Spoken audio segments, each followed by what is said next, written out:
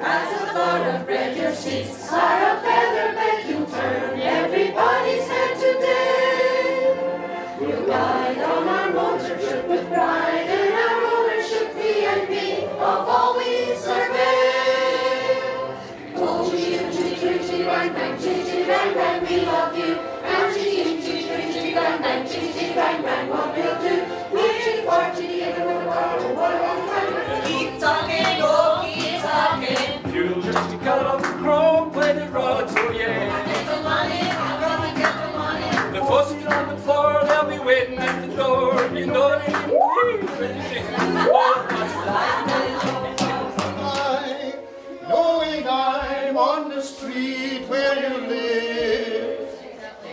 Yes, 2.5 2.5 years years ago. That's yeah, when it choir, started. That's when it started. And we were there at the beginning. a year. 1 year exactly. Well, I think Ailsa and myself have both been involved right from the very beginning when we decided to create the Clark Community Choir. Laura is another member of our committee. Laura happens to be her daughter, and so it was great that we could, get people involved. And it kind of started off with grannies bringing along grandchildren, mothers bringing along daughters, fathers bringing along kids as well. And from there, Laura, for instance, brought along a friend, and it's kind just, through word of mouth, it's evolved from then. And then plus when we go out to perform, other people hear about us. We've potentially got younger and older people in the audience, so once they've seen what we're about and the message that we're sending out, because we always reinforce that it's always about our tagline, which is generations singing together. So once we reinforce that to our audiences, it's surprising the number of people who come along, or they'll say to us, what's your website, or when's your next rehearsal, or whatever, and it's really just grown from there. Well, actually the favourite part of the choir for me is coming here, and apart from going out and doing shows for the older people and that, is coming here on a Sunday night and practising, because when I go to my work on a Monday morning I feel a lot better than I used to do. Singing, being happy, meeting a lot of nice people, and they all look after us. Just generally having a great time when we come to rehearsal. It's the night of the week, isn't it? Yeah. We look forward to the it Sunday all night week. rehearsal here is really most enjoyable. And you if can't you're feeling down and you come and sing a few songs, you feel a lot happier after that. When he fights with his wife, he goes away speaking to her. Well, to be perfectly honest with you, it was through our two granddaughters that actually we got involved, my wife and I. My wife's not here tonight, she's looking after guests that we've got in the house. But it's great because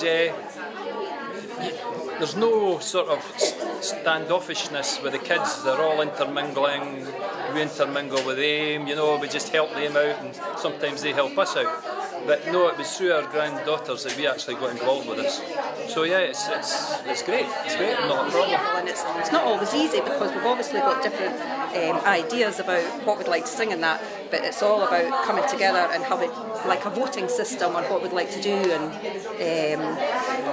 really, and it works, and it's great. Okay, I've been actually, singing they've been very with good. them. Actually, I'll let you talk. The young people who have been with us from the start, nearly, haven't they? Yes.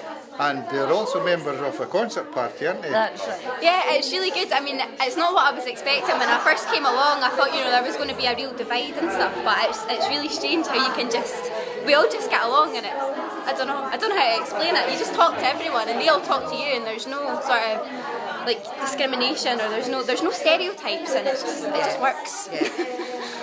One of the other things we like to reinforce is that we feel that we're quite a unique group, because when you think about community organisations, they're always restricted by age barriers, they're always age segregated. So you'll have maybe your youth clubs like your brownies and your BBs and what have you, and then you have the other extreme where you have your senior citizens clubs and what have you, and never the twain seem to meet, and that was one of the things we wanted to overcome, was that there's this perception that young people thought that old people were rude, smelly, ill-mannered, you know, and then when you speak to older people, they think the same about young people, you know, and it's come about that by mixing together as a choir and going out into the community as well, that in actual fact we're breaking down all these barriers and people can see that we're all having a good time together. And as Ailsa says, it's not about, you know, all the young ones sit there and all the older ones sit here.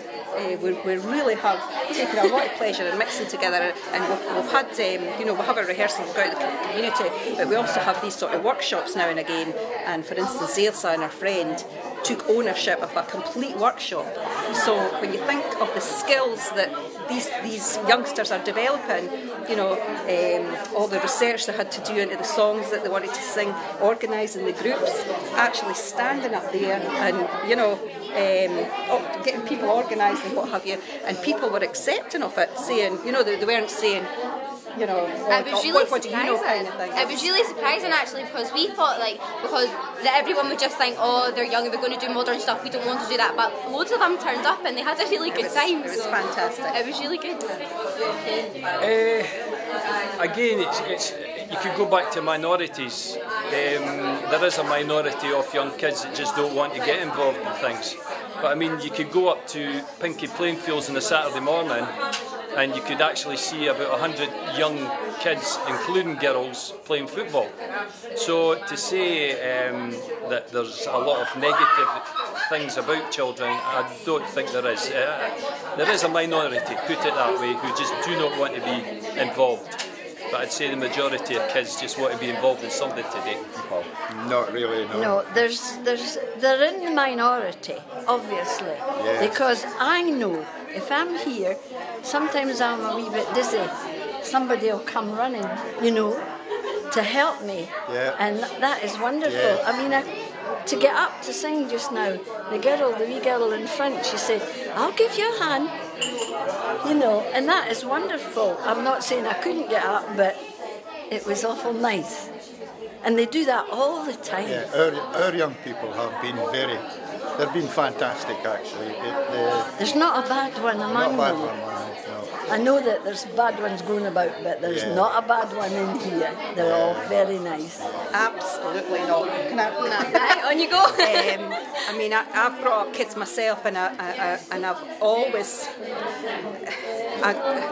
me personally, I've always been a champion of young people, because I can see that, I mean, there's bad apples no matter what age range. I mean, there's pensioners who are absolutely vile. There's absolutely no doubt about it. So I've always been a champion for young people anyway. But the negative perceptions in the press, and it's the same for older people as well. There's the media just want to create stereotypes, and as long as it can sell a newspaper by saying, oh no, you know, the youth did this, this and this, and everything's bad and everything's wrong, and it's complete gobbledygook. And I think the media really, really need to take on board some good stories for a change, and they need to reinforce that there's an awful lot of good going on in the community. They shouldn't be discounted, and they shouldn't be all lumped into the same box and saying, you know, these are the youth, they're all bad and they're all ignorant, and because it just is not the case. It's a complete minority that get like sort of publicised, and then everyone else just gets ignored and sort of put into the same category. It's not fair. Yeah, I think it definitely has. I mean, like, but before I came here, you would always sort of like see people like in the street. If there was an old person walking towards you and you had your hood up because it was raining, you know, they tend to like walk away from you because they think you're an awful person. But it doesn't really. It still happens, obviously, because they don't know what you do. They don't know what you're like. But I mean, if you're walking down the street, sometimes like I see a lot of the older ones like on the bus when I'm going out, and instead of sort of shying away and being like, oh, I don't want to sit next to them, we're always like, hiya, and it's like, you know, you just talk to everyone. It's really strange. The younger people in our choir, they've been mentoring the old people on how to use technology, how to download songs, how to print off lyrics, how to text each other. And we're using Dropbox and all this kind of thing. And like for somebody like me, I'm saying like Dropbox, what's next, Dropbox? And somebody like Ailsa can. So it's a real win-win situation, and there should definitely be more of it going on. Certainly. Well, I've got an idea. I gave it to Janice tonight. I'm on all the brochures for the the get together, you know, we did at Parliament. And I said to her, I've had an idea. I get them all the time. There's a wee man sits in here giving me ideas. She says, okay, let me hear it. I said, well, I run the old age pensioners in Musselburgh, and I've got a lot of old people, you see, so if I get all the old people together, and I have to get the police involved, stop the traffic in the main street, and we'll have all the old people dotted right down the street, the main street, and I've got going to the schools, get the children out, and the children will come and stand between them and join hands, and the choir will sing, we'll be together. Dum, bum, bum, bum, bum, bum, bum. Wouldn't that be wonderful? Joyce, absolutely. Joyce used to be a community councillor, and she's got a gift of the gab, you know, and everybody knows that. Aye, and of course Jim can't talk at all, as you know.